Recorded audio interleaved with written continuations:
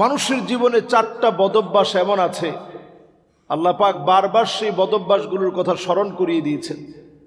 1 number মানুষের জীবনে সবচেয়ে মারাত্মক বদভ্যাস হচ্ছে ওয়াকানাল ইনসানু আজুলা।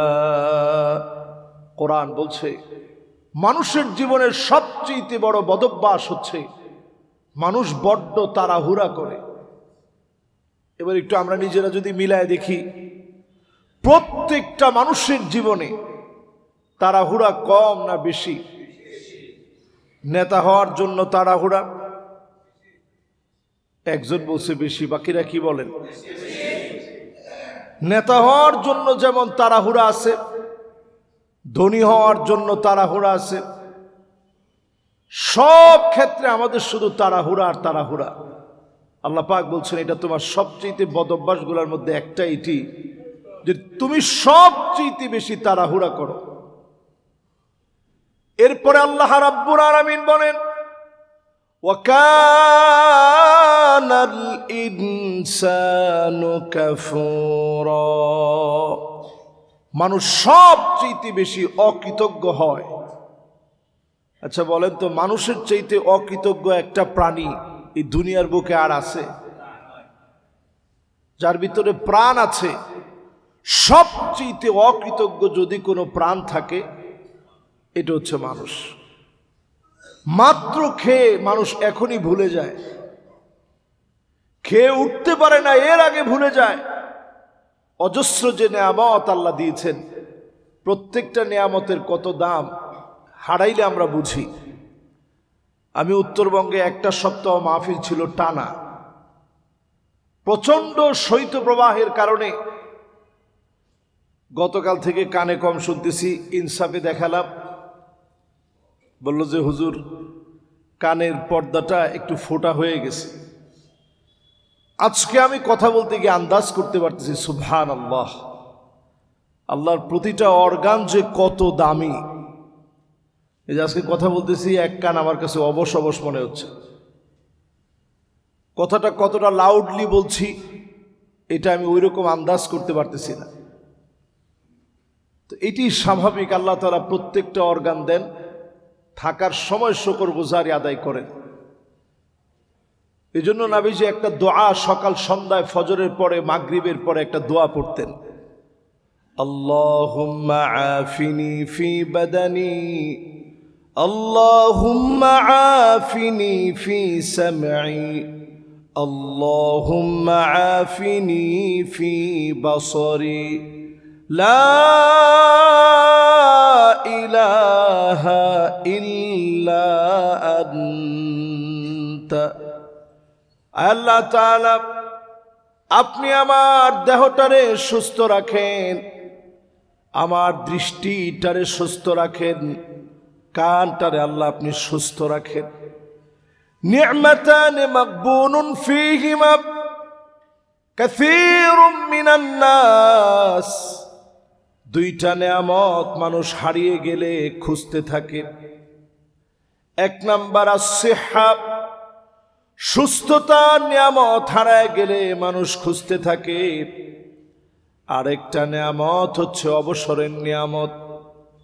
আপনি যখন অবসর আছেন, ব্যস্ততা আসার আগে মালিককে আপনি ডাকেন, আপনাকে যিনি দামি বানায় দিবেন তিনি কে?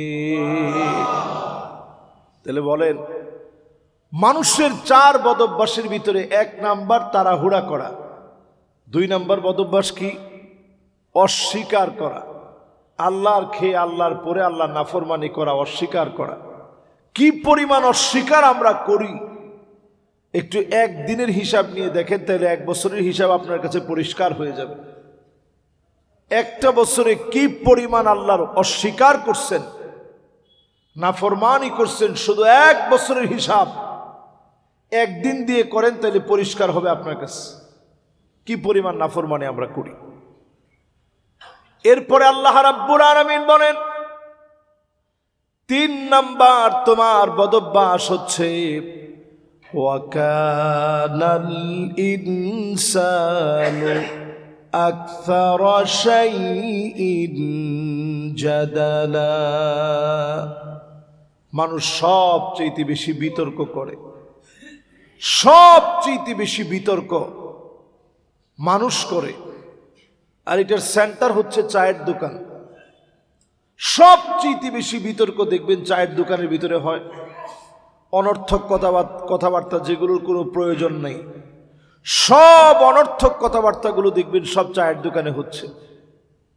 এই যে মানুষ দেখবেন একটু বসে আড্ডা দিয়ে অনর্থক যে কথাবার্তাগুলো বলছে, এই বিতর্কগুলা মানুষের অভ্যাস।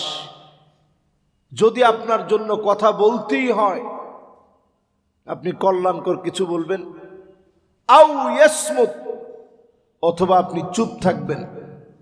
অনর্থক কথা বলা ইসলামে এটা একেবারেই জায়েজ নেই।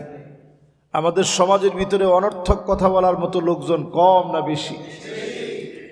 যেটা লাগে না সেটাও বলে, যেটা লাগে সেটাও বলে।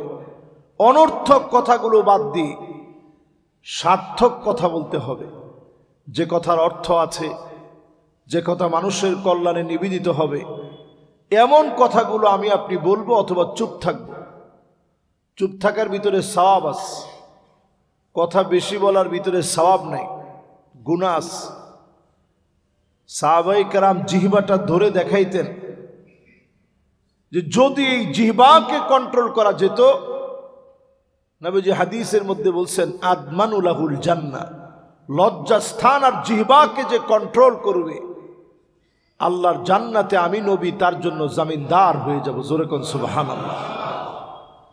এই জন্য বিতর্ক থেকে বেঁচে থাকা, এটা 2026-এর টার্গেট হওয়া উচিত।